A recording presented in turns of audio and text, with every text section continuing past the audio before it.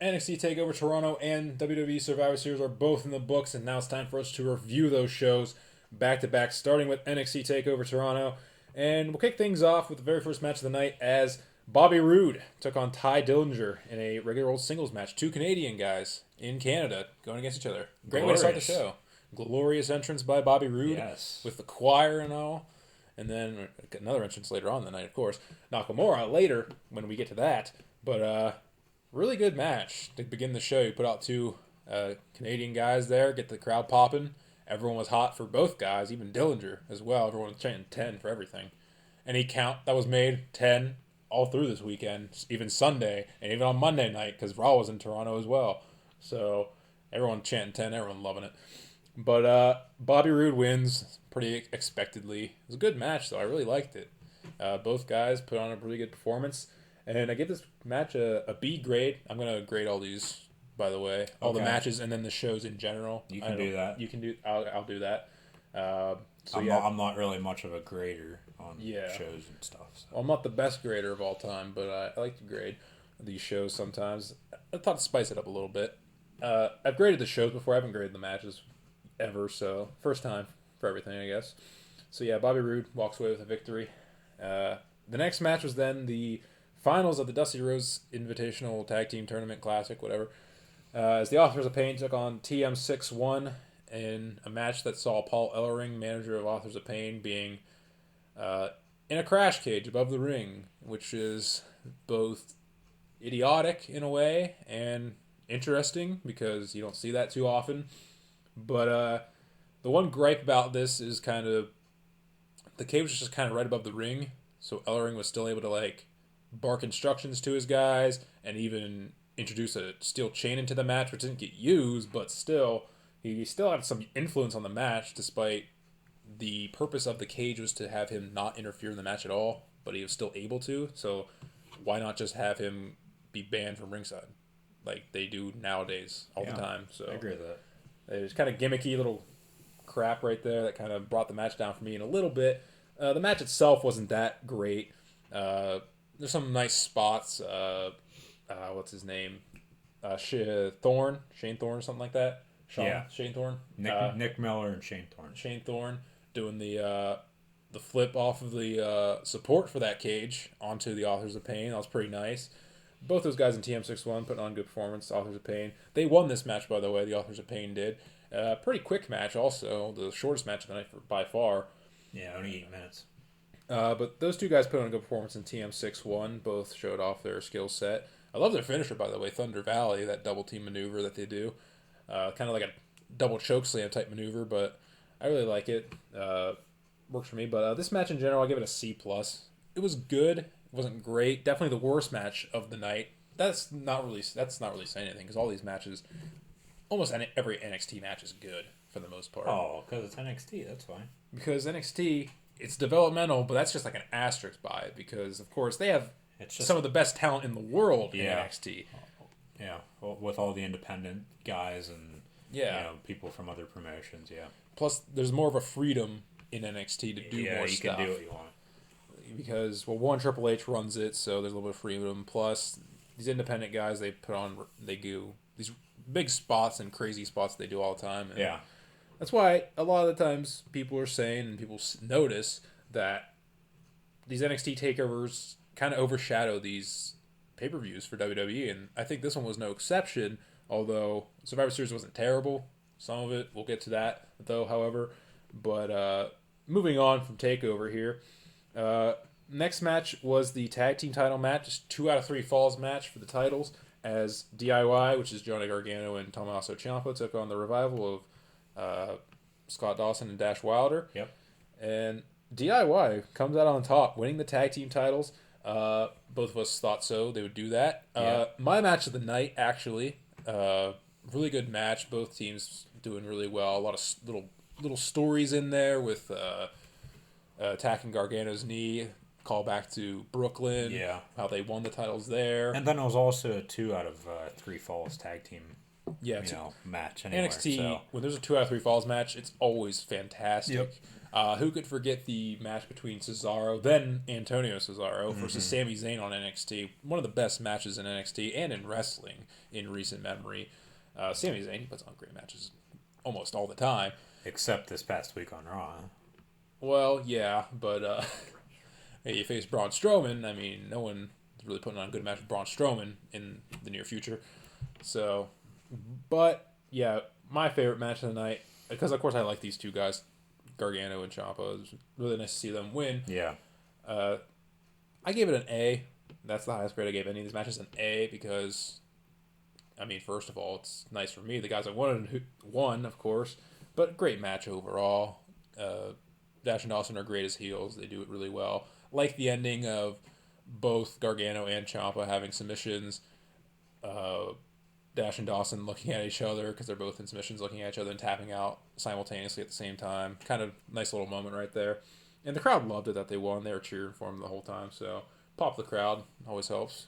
So moving on was the women's title match. And I got to say, I was really pleasantly surprised by this match because Asuka versus Mickie James, didn't have high expectations for it because you have a wrestler coming back after a long hiatus from the WWE and Mickie James, but she put on a really good performance in this match, I'll have to say. Was not expecting that out of her. A lot of the little storylines of her taunting Asuka and Asuka taunting her back, kind of little stories in the match itself. Asuka won, of course. I mean, she wasn't going to lose to someone like this. And then she kind of continues building onto what it looks like a heel turn for her. Mickie offers a handshake, but Asuka just holds the title up in her face, and that's kind of it for that. So a little bit of a heel type going for Asuka right now. I give this match a B+. Third highest rated match on the card for me. Again, I was really pleasantly surprised for Mickie James, what she brought to this match. And then the main event was Samoa Joe taking on Shinsuke Nakamura in a rematch from NXT Brooklyn, where Nakamura won the title. And in the shock of the night, Samoa Joe won this match and is now the first ever two-time NXT champion. So, biggest shock of the night out of anything, for the most part. Losing my voice, I think, a little bit. I've been talking too much. Yeah, I guess so. But another really good match, hard-hitting match, these two guys. The Brooklyn match was hard-hitting as well. This was no exception. The finish, a little bit interesting. It was one of those finishes where, like, it wasn't, like, abrupt. It didn't, like, happen out of nowhere or anything. It was kind of like, this happened, and then this happened, and then this happened, and then it was it. Yeah. It was just one guy's Joe, because they went out to ringside, and Joe was, he was bleeding. I don't think the ref was looking at him for that, but Joe was outside the ring. He just got thrown outside the ring or something like that, and then Nakamura came in and ran at him, and the ref was in the way, so Joe pushed the ref out of the way, low blows Nakamura, gives him a slam onto the stairs, the same thing he did to him that kayfabe injured him. Yeah. On NXT weeks ago, and then puts him in the ring, hits him with a muscle buster, and that's it. So that's Nakamura's first loss at NXT, so he's been defeated. And I know you were talking, you mentioned, you brought this up kind of as a, I would have to say, unlikely thing about Nakamura being at Survivor Series, because of course he lost the NXT Championship. Royal Rumble, though, maybe. Because maybe he gets that rematch here in the near future, loses it, then just comes up to the main roster then. Maybe Royal Rumble makes his debut. Who knows? Maybe the first entrant. Maybe. That place one of two, maybe. That place would go nuts. Oh. The Alamo Dome. I would say two. Two's always a good one because then you have like a regular guy come out and it's just, oh, who's number two? And then boom. What if he came out to Goldberg? I don't know about that. And then he just goes to town on Goldberg and then he like defeats everybody and then he wins the Royal Rumble match. Doubtful by far. But you can see him debuting at the Royal Rumble. I don't know about winning it. Who knows? I mean, they let Finn Balor win the Universal Championship in his first pay-per-view. Yeah. So anything's possible, I suppose, in the world of WWE. But as for this match, I gave it an A-. The minus is kind of like Joe won. It was kind of really unexpected. And everyone was speechless in the crowd from what I could see or heard. They were speechless that Nakamura lost this match and Joe won. I mean, kind of left a sour taste in their mouths. Yeah, but I was a little, what's the right word I'm going to use? A little shocked. A little shocked, yeah. Yeah. So, as for this pay per view, I guess it's not really a pay per view. It's a network special type thing. NXT. It's not pay per view, but I'll call it that. I gave it a B plus grade overall. All the matches were really good, as with any NXT Takeover. The one thing that kind of brought it down a little bit was the Dusty Rhodes Classic final match there. But overall, really good pay per view, as it always is. It makes the Authors of Pain look strong. Yeah. And look as, they'll become the number one contenders for DIY's Tag Team Championship. More than likely, yes. And those two guys might come up soon. Who knows? Gargano and Ciampa. It's hard to tell. The thing is, they'll be on like the Cruiserweight 205 Live stuff, though, more than likely. Which debuts next Tuesday. Next Tuesday on the WWE Network. Yes. And we have a title match on that. As Rich Swann will take on Brian Kendrick. Because he won the number one contendership match Monday here. Last night. So speaking of Cruiserweight, speaking of the main roster and stuff, let's go to Survivor Series, WWE Survivor Series on Sunday. All right. Originally, 4-hour show. It only went like 3.5 because of what happened in the main event, which we will get to. We will get to it. We will definitely get to it. Because it is a talking point. We're going to keep you guys what we're talking about. You can skip it. I don't care. You can skip ahead and listen to it. Yeah. But we're going to talk about it. It's the biggest talking point from this entire weekend, from WWE in like the entire almost year, I would have to say. Yeah. But we'll start with the very first match of the night. There's a couple pre-show matches. I won't get into those. They're useless. But we start with the Women's Survivor Series match, 5-on-5, Raw vs. SmackDown, and Raw won the match. Charlotte and Bayley were the sole survivors, and the only reason was to set up a feud between them here in the near future, because Charlotte attacked Bayley after the match. Yeah. This match kind of embodied why I don't really like Survivor Series matches as a match itself, because lots of really quick and snappy eliminations, back to back to back and whatnot, and also Raw won, so I got that wrong. But that's an aside from this. But also really short. It was a short match as well. The shortest of the Survivor Series matches by far, but of course it's a women's match. The women's stuff normally goes not as long as the men's stuff, so I get that. But I didn't like it. The one thing I really did like was, I guess, the advancing of the storyline between Charlotte and Bayley, I guess. That's one thing that's kind of a positive from this. But I gave this match a C. It was average. It wasn't great. It wasn't bad either. It's just, it got the job done, opened up the show. Mm-hmm. Popped the crowd because Natalya got to be in it. Yeah. Her being Canadian, of course. So that's kind of the other thing. That's a reason why I put it on first also, I do believe. The next match was then The Miz defending his Intercontinental Championship against Sami Zayn, with the possibility of Zayn taking it to Raw. And The Miz comes out on top as I expected, and many expected as well. And of course, in typical Miz fashion, he has to do something dirty or cheap to win. Well, mostly Maryse is the one who does it, but she, in this instance, she rang the ring bell with The Miz locked in the figure 4 by Sami Zayn. Yep. Sami Zayn thinks he wins the match, gets up, starts celebrating, ends up getting rolled up by The Miz. 1, 2, 3, match is over. Pretty disappointing. People don't like it. Again, another quote-unquote hometown hero in Sami Zayn, Canadian, losing in this one. But I couldn't see them getting rid of the Intercontinental Championship to Raw.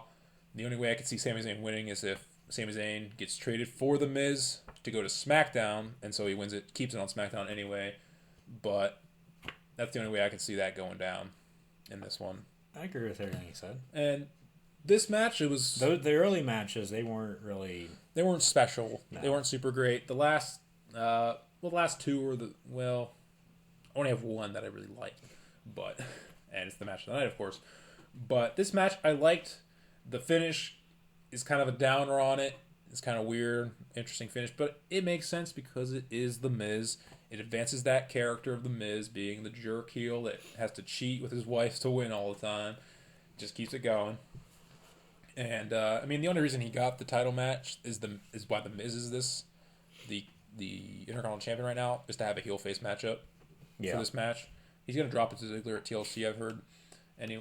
So we'll see what happens there. Ziggler wasn't even supposed to drop it in the first place. It was last minute. So. It was last minute to have a heel face. Yeah. So and then As he'll win it back yeah. here. So I give this match a B- because I like the match. I like these two guys. They're some of the best in the business, I think. It's that minus of that finish was a little bit weird. And, I mean, it makes sense, yes, but it's kind of a low point. This what could have been a really, really good match with just maybe a couple more minutes added onto it. The next match after that was the Tag Team Survivor Series match, 5-on-5, 5 teams versus 5 teams. And it got off to a very, very poor start. Well, a little bit, because exactly what I said about the women's match. Quick little eliminations. Yeah. Breezango gets eliminated within like 30 seconds. Fandango's handing out tickets because their gimmick now is Fashion Police, I guess. Him and Breeze. And then he gets hit with the tag team finisher of the New Day. He gets eliminated. They're celebrating. And then Kofi gets hit with a super kick by one of the Usos. And the New Day's eliminated. A lot of people weren't liking that the New Day got eliminated right off the bat as the tag team champions. Yeah, but then that makes people forget that they did get eliminated. They didn't get eliminated last, like they didn't get pinned. That still makes them look strong. It kind of, in a way, it does. It kind of picked up from there. Most of our series matches are really, really predictable. You can tell what's going to happen before it even happens. Who's going to get eliminated, when they're going to get eliminated. But at the very end, it saved the match, I think. The matchup between the Usos and then Cesaro and Sheamus was fantastic. Those two teams went at it pretty nicely.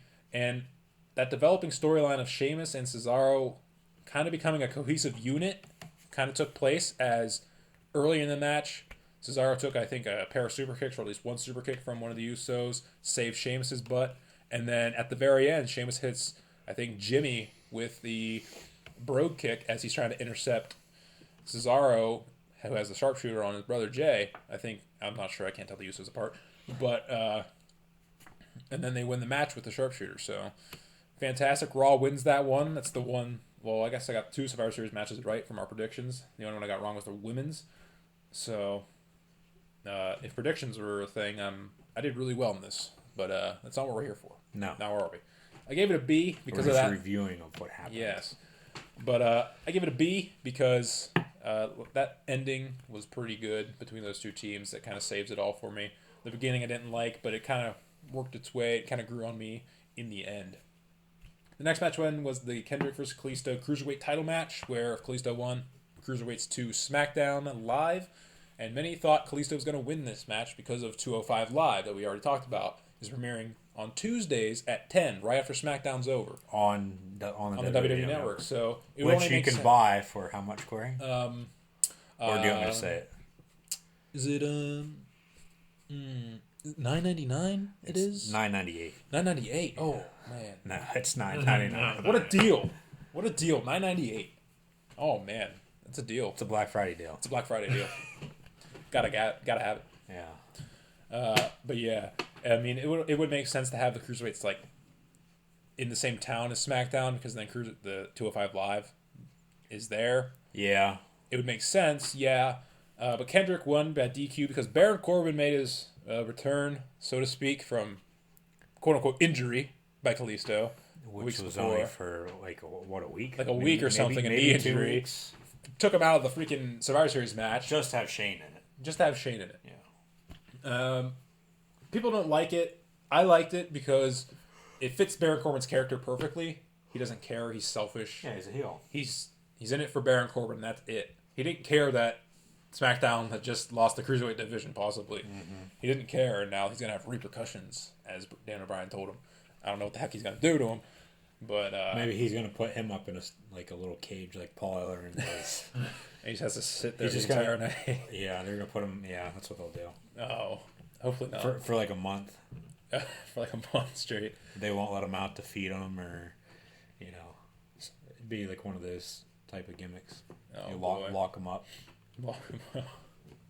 Oh, man. Since he's a bad guy. Oh, man. But Kendrick won. I mean, I picked Kendrick in the end. Because Raw needs the Cruiserweights. I think that's the bigger thing. Yeah, because Raw is 3 hours. Raw is 3 hours. They need the Cruiserweights on there just to fill time, which is what they did on Monday here. They filled time. There's 2 Cruiserweight matches for crying out loud to fill that 3 hours. So, you need the Cruiserweights on a 3-hour show. Mm-hmm. Wouldn't it make sense? And that's why I said, too, unless they moved Raw to 2 hours they would and never SmackDown do. to 3. You never know that, but, The only thing they would do maybe obviously is SmackDown. Obviously, they're staying on Raw, so that's all that matters. That's all that matters. I give it a C+. I liked the ending. Some people didn't. I did, though. I liked it, though. I mean, it's Baron Corbin. It makes sense to me. Then it was the men's SmackDown.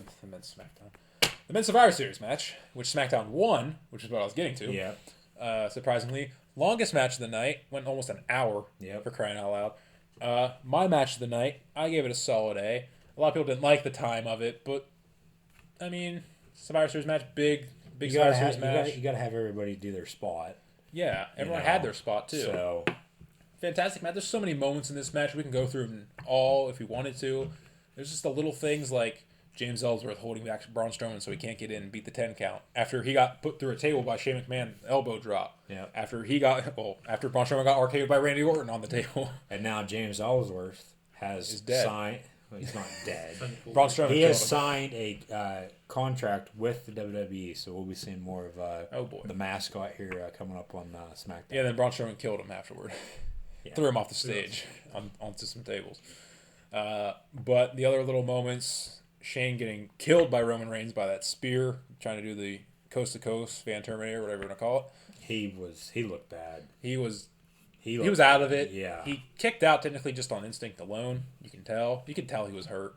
And then, if you were paying really close attention, you can tell Randy Orton was kind of consoling his kids at ringside, his sons. Yeah. Randy Orton breaking character even though he's a heel. He's a good man, Randy Orton. He was the MVP of this match, though. All that he did. Well, he had how many RKOs? Yeah, he had so many RKOs. The one on Seth Rollins was nice. The one on Braun Strowman to set up Braun Strowman's elimination. Yeah. And then, of course, taking the spear from Roman to help Bray pick up the pin for Team SmackDown, which is another amazing thing about this match. Bray Wyatt gets the win for the team. I know. I was real happy about it. I was real excited Bray about Wyatt. it. I was real shocked about it, though, too. So Bray Wyatt, the guy that can't win any many pay-per-view what feuds. does this mean for him? Does he get a title shot? Probably not, but maybe he does get a little bit of a reward. Hopefully he does. He probably should get a reward of some sort for winning the match for Team SmackDown, Yeah, you would think, right? Team SmackDown would be so grateful that he won the match. But now, too, the Shield reunited somewhat. Yeah, just because of Dean Ambrose. And who did they put through a table? AJ Styles. The WWE champion, AJ Styles. And Ambrose is already scheduled to fight Ambrose at TLC. So it just, maybe at the Royal Rumble, maybe on SmackDown, Bray Wyatt gets his title shot. Possibly. I mean, we can hope. He deserves it.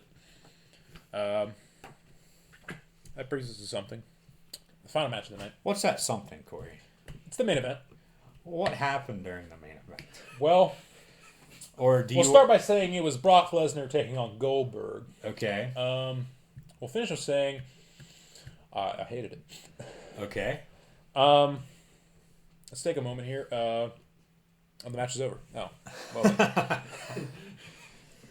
that's all. The match lasted a minute and a half. Not even. Exactly. It was a minute. It took longer for Brock Lesnar to walk out to the ring than for this match to end. Yes. And the match only lasted that long because of the selling of Brock Lesnar for both spears. Yeah. That's it. Because there's 30 seconds in between both spears or something. But everyone listening probably knows how the match happened, what happened. If you don't want to. I don't think. Now but scheduled plan for this. Lesnar was supposed to win because Goldberg was only supposed to have this one fight. Yes. One match. Yeah. But then he decided to sign on with WWE for a bit longer. So then WWE changed their minds, had him win, and then now Goldberg is in the Royal Rumble match. Yeah. And he better not win. He probably freaking will. He probably will. I never liked Goldberg. Because Balor's probably not ready to come back. I've never liked Goldberg. Yeah. Because he's a guy that can't even put on a match to save his life. All he can do is spear and jackhammer people. Exactly. He is the king of the squash because that's all of the matches he's ever had for the most part. WCW 173-0, all of them are pretty much squashes. Yeah, and it wasn't even 173 wins. It was maybe half of that. And, every single week they just kept on adding. Oh, because people forget, he's, 5-0. Next week he's 20-0. They're counting house shows, and they didn't have house shows. And, it's just, WCW. to try to get them over with the fans. WCW is the angel. Make them look strong. But Yeah, I never liked the it's Goldberg, WCW man. for you. I never liked Goldberg because of that. I mean, I get it because it is Goldberg. He can't put on a good match to save his life. Brock Lesnar can't really put on a great match to save his life either. He can just suplex people. That's all he can do. That's all he does do anymore. Well, don't they have a whole lot in common then? That's a problem. Doing nothing. They have the same exact styles. I didn't like it. I gave this an F because it's the main event of one of the big 4 pay-per-views for WWE, and you're going to throw out there for your main event a squash match. Yeah. Brock Lesnar jobs to Goldberg. That's our main event, guys. It should have been the men's 5-on-5 Survivor Series match. Yeah, but then, these guys got paid thousands of dollars to do that. They wouldn't have left people wondering what just happened. If this match was before that traditional I would have Survivor Series match. I wouldn't have hated this match as much if it did happen before the main event. It's just the fact that is the main event of a pay-per-view, and that is the result. These guys got paid maybe hundreds of thousands of dollars for a minute and 30 of work. Mm-hmm. Almost all these superstars combined didn't even make that on this night. And they're out there day in, day out, busting their ass. Yeah. For what? So Goldberg, some 50-year-old dude, hadn't wrestled in, over a decade. 12 years. Comes out and just crushes a guy. A Brock Lesnar guy. MMA fighter. Who beat The Undertaker. Who beat The Undertaker at WrestleMania. MMA guy. Yeah. MMA champion. UFC champion. World Heavyweight champion. All this. Yeah. The Conqueror. Especially, after you beat The Undertaker, after what he did at UFC 200, and then after what he did at Randy Orton Survivor Series, how strong they made him look. Now look how weak he is. It doesn't hurt Brock Lesnar so much because, of course, but he's still the beast. He's still jacked. Whatever. But it's just... I don't know what to say. It felt stupid to me to do that. Yeah. But it got people talking. Exactly. It got people interested in WWE. Exactly. And that's all they want. That's what they wanted. So. And that's why it happened. Yep. That's the big reason. So I can go on for this. I can go on this for hours probably. I won't. Because, it was awful. It was awful. That's all I got to say. I didn't like it at all. A lot of people say they like it. Some people think they like it. I think it's genius. I don't. In the context and all that, I don't like it. But I only have so long to go on this. I'll stop now before anything else happens. Before obscenities or outrages happen. I'm going to stop right now. I'm going to go to the grade for Survivor Series as a whole. I'm giving it a C+. It was pretty good. A plus because, I guess the plus is the Miz won. The plus is SmackDown won the main match, the men's match. That's a plus. A thing that could degrade a little bit, that Goldberg-Lesnar match. I originally had D+, and then I looked at it again. I'm like, I realized why the WWE did this match and the way that they did this match, so I get it. That's why I kind of elevated the grade for the pay-per-view a little bit. But once again, I think it's a clean sweep. We haven't done all the NXT Takeover shows. Clean sweep of them being the main roster shows, I think, for the most part, for me especially. So, if you have nothing else to say, I think we're done here. Yeah, I don't have anything else to say. I think we're done here. And I've talked too much today. Me as well. We talked a lot about NASCAR and football on our live stream, so be sure to go watch that. We're doing that on Facebook Live now, so be sure to tune in whenever we do that on Facebook Live. Yeah, if you like. If you like talking about college football, NFL football, NASCAR, you can do that. Trying to change things up. Trying to change things up on here. Yeah, for you wrestling fans, we just kind of want to do this by itself a little bit. Keep you guys interested so you don't have to sit through all the other stuff. So, all right. But, that was NXT Toronto, or NXT TakeOver Toronto and Survivor Series. And, we'll see you next week for some TLC predictions. Yeah. Maybe not. Like us on Facebook, follow us on Twitter, follow us on Instagram. Subscribe on YouTube. Yeah, do that. And we'll see you next week.